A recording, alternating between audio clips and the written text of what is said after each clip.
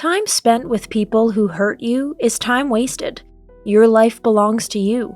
This does not mean that you should become an egoist, but when you come to rest and reflect on your thoughts, you may consider which people are good for you and which are not. In all areas of life, such as family, friends, school, studies, work, and sports, there will be people who drain you and rob you of energy.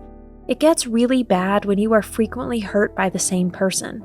Everyone says some things in the heat of the moment, even something discouraging or nasty. This shouldn't be a reason to permanently break off contact. But if you feel consistently bad in the presence of a certain person because this person hurts you over and over again, and having conversations with them has not helped, then it's time to cut this disagreeable person out of your life. In today's video, we'll introduce you to how you can recognize people who are wasting your time and why it's sometimes better to walk away from them.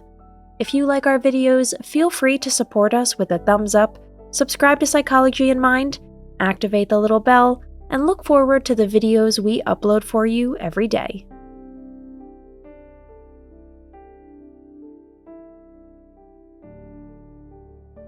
People who hurt you can change you. If you are a confident, upstanding person with only good intentions for yourself and the world, then guard those qualities like a treasure. People in your life who are always teasing, especially on a subject known to cause you pain, are not good for you or your mental health. They unsettle you and rob you of your self-confidence and strength.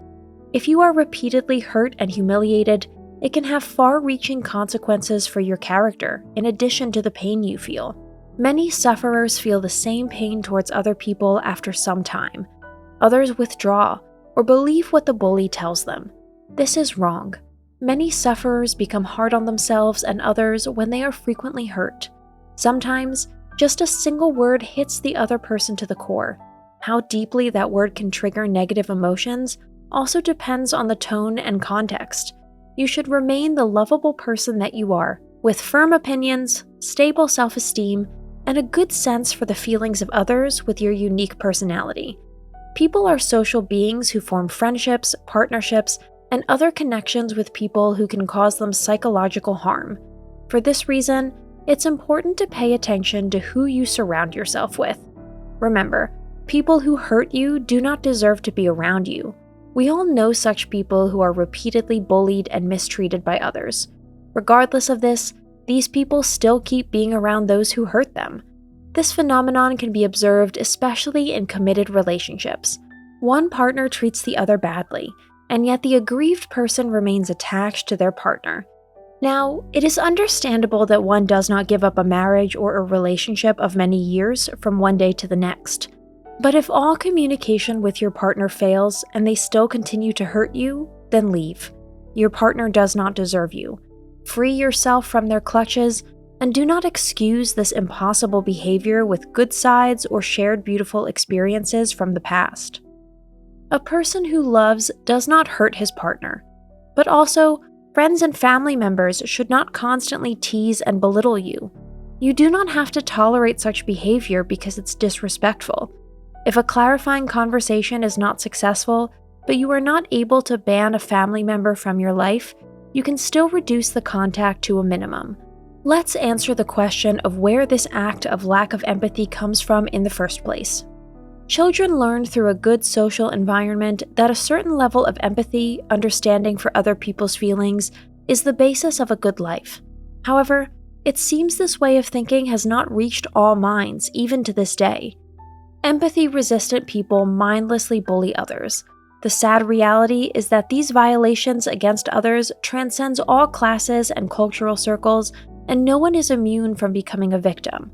On the other hand, probably very few people can say of themselves, "I would never hurt anyone." The important thing is, when it happens, to address things and absolutely come clean.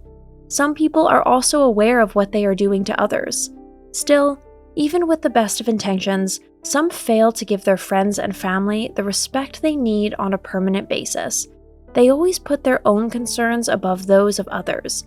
Even in the case of family members, partners, or close friends, the motto is, anyone who hurts you does not deserve you. People who are self-centered and lack empathy can put a lot of psychological strain on you. They often do not feel empathy for others. So take the only right step. Try to talk to them. In the worst case, you might think about breaking off such a relationship with a family member if he or she has seriously hurt your feelings. Of course, this is difficult, but soon after ending contact, you will feel better and freed. Nevertheless, be forgiving with people who hurt others, because often the starting point for lack of empathy lies in your own family. When children grow up in a family where positive values are not upheld and toxic communication is the order of the day, in many cases, this is adopted by the child. In adulthood, it is difficult to correct. In childhood, teachers, educators, and the right friends can be key in counteracting this. The child then notices that something is wrong in his family and learns what it means to appreciate the emotions of others. Therefore, if you have a negative connection with someone because of a severe transgression, you should try to be lenient. That being said, even when it comes to love, you do not have to put up with it forever, because in a sincerely cherished relationship, there is no room for hurt from your partner. But how do you let go of grievances? Many sensitive people suffer all their lives from the injuries inflicted on them by others. Do you also rob yourself of much of your precious time by brooding over why a person could hurt you so? Do you feel strongly hurt and find it inconsiderate, mean, and unfair? After a mental injury, you can feel physical symptoms such as restlessness and anxiety, which can even affect the internal organs. In order to better deal with a grievance and possibly repair the relationship that has gone awry, you can do the following. Number 1. When you feel hurt, check if you have correctly understood what the other person wanted to say to you. Number 2. Talk to the so-called offender about your feelings and wishes. Number 3. Put yourself in the other person's place. Number 4. Even if it is difficult, look for the possible motive of the person, why they treated you like that. Number 5. Distinguish between facts and opinion. Number 6. Consider how important the negative event really is for you. Number 7. Writing helps. Write down your feelings and thoughts about the matter. Number 8. Consider for yourself the importance of this relationship. Number 9. Explore possible reasons why the grievance bothered you so deeply. Probably the most important tip is to spend time with people who make you happy. You know that good feeling? You meet a person for the first time and they inspire positive energy in you? That could be a friend. You don't need to keep people who hurt you in your life. There are many people out there with positive qualities. Especially if someone from your inner circle has hurt you, the newly started contact shows you are worth being a friend. Meeting people must make you happy. Even the anticipation of meeting people from your circle will be positively accompanied. Surround yourself much more often with people who make you feel good.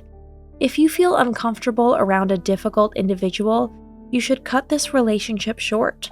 Often, it is simply carelessness that we hurt the very people we like the most. In any case, do not badmouth the other person. When a contact is terminated, the bad thoughts should also be finished. Today's conclusion: personal injuries by people close to us weigh particularly heavily. But then we might ask ourselves, are we ourselves completely free of this? Have we ourselves ever hurt another person? Then the whole thing loses some of its weight. Beyond that, it depends on the person who caused the grievance with you.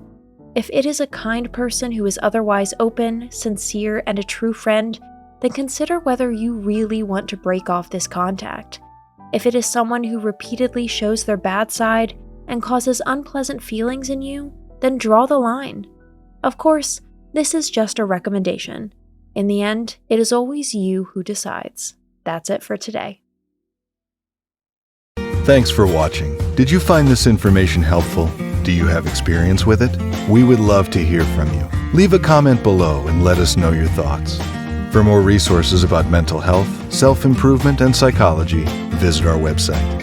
You'll find the link in the video description where you can also connect with us on social media and sign up for our email list. Take care of yourself and have a beautiful day.